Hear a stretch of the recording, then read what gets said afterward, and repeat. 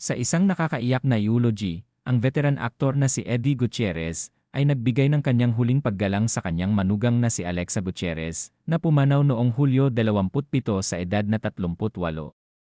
Sa kanyang pagsasalaysay, emosyonal na inalala ni Eddie ang mga panahong magkasama sila ni Alexa, binibigyang diin ang kahalagahan ng bawat sandali na kanilang pinagsaluhan.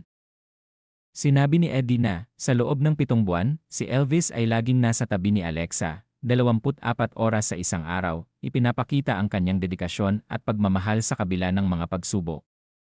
Ang pagmamalasakit at suporta ni Elvis kay Alexa ay isang patunay ng kanilang malalim na pagmamahalan at pagkakaisa bilang pamilya.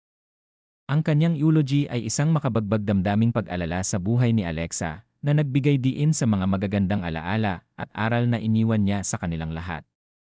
Ang kanyang pagsasalaysay ay nagbigay diin sa pagiging mabuting tao ni Alexa at sa halaga ng bawat oras na kanilang ginugol na magkasama. Ang eulogy ni Eddie ay puno ng taos-pusong pag-amin at pasasalamat sa mga magagandang bagay na naiwan ni Alexa sa kanilang buhay, na nagbigay inspirasyon sa lahat ng mga dumalo.